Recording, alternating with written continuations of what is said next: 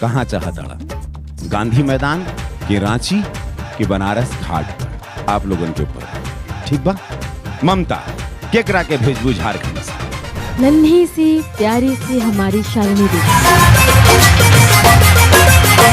कैसे बताई हमरा लोगो तक नाच गड़बड़ाइल रहता, कैसे बताई हमरा लोगो तक नाच गड़बड़ाइल रहता, अच्छा हुआइल रहता, हमरा काले से मिजाज गड़बड़ाइल रहता, हमरा काले से मिजाज गड़बड़ाइल रहता, हमरा काले से मिजाज।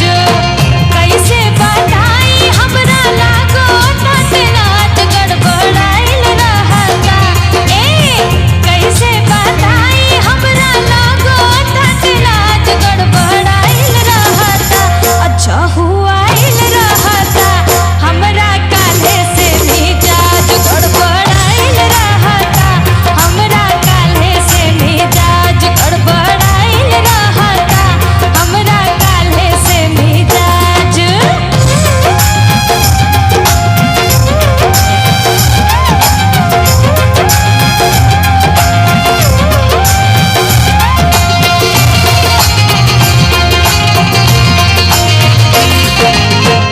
अचके में लागे के भैनी कमजोर हो, गुड़ बहराता देह बथे पोरे पोर हो।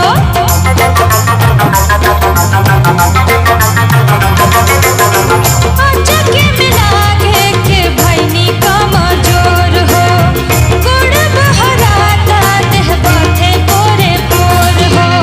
मुहवा में रुचि नहीं तनी को नाच गड़बड़ाइल रहता, मुहवा में रुचि नहीं तनी को नाच गड़बड़ाइल रहता, अच्छा हुआइल रहता, हमरा काले से मिजाज गड़बड़ाइल रहता, हमरा काले से मिजाज गड़बड़ाइल रहता, हमरा काले से मिजाज।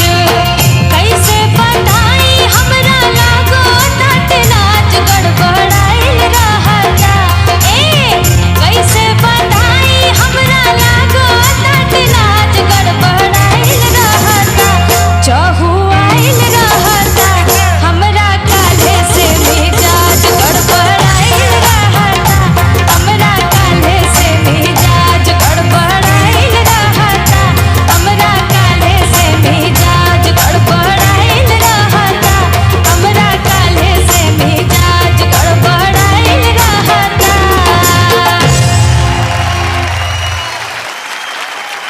जय हो, जय हो। आलोक बाबू का कहबा? शुरू से लेके अब तक के सबसे तोहर खराब परफॉर्मेंस। मोहन बाबू अच्छा गवलू हो तू, ऐसा बात नहीं की, ओकरा से और अच्छा हो सकत रहे, ठीक ना? शालिनी बाबू इतना जल्दी दिल छोटा नहीं करना है, अभी बहुत आगे जाना है, समझी? ठीक है, कहीं कहीं सुर नहीं लगे, कोई बात नहीं, पर गाने का जो एटीट्यूड था उसे तो तुमने निभाया ना, है ना? तो इसलिए घबराना नहीं है, अभी बहुत आगे जाना है, ठीक है? बिहार के प्रोत्साहन देवे खातिर छैला भैया आयल बड़न, उनसे जानल जाओ। हम तो शालिनी के एक्सप्रेशन पे इस तरह से मंत्रमुग्ध हो गए कि हमको पता ही नहीं चल रहा कि ये लोग क्या बोल रहे हैं। मुझे बहुत अच्छा लगा, एक्सप्रेशन भी तो देखिए कितना मजा से लेके गा रही थी वो। वाह, ये बड़न छैला बिहारी भैया। कल्पना जी? ममता से मैं सहमत नहीं हूँ, एटीट्यूड थोड़ा सा रॉन्ग पकड़ा आपने। आपने बहुत अच्छा गाया, लेकिन एटीट्यूड थोड़ा सा अलग। ये डांस वाला डांस नहीं है, ये लचक है, लेकिन नृत्य डांस नहीं है। इस पे वो जो एक शर्म है, एक जो श्रृंगार है, वो वाली जो बात है, एक पत्नी नुमा जो भाव है, वो एटीट्यूड थोड़ा सा रॉन्ग था। एक बात मैं आप लोगों को सबको बताना चाहती हूँ, यहाँ से आगे जाकर आप चाहे खाटी गाने में अपना नाम बनाएं, चाहे फिल्म लाइन में नाम बनाएं, चाहे सिर्फ यश कमाएं, तीनों ही विधाओं में, तीनों ही लाइन में नाम तभी मिलेगा, काम तभी मिलेगा जब गाने में पंच होगा।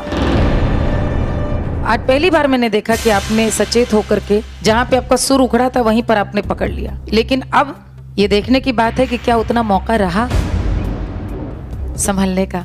बाकी सुरीली हो, इतने भोलेपन के साथ आकर के गा जाती हो, मासूमियत मुझे बहुत प्यारी लगती है। केकरा से नंबर लेवे चाहिए? कल्पना जी से। कल्पना जी 18 18 बहुत बढ़िया। 18 सालनी के भेटाइल।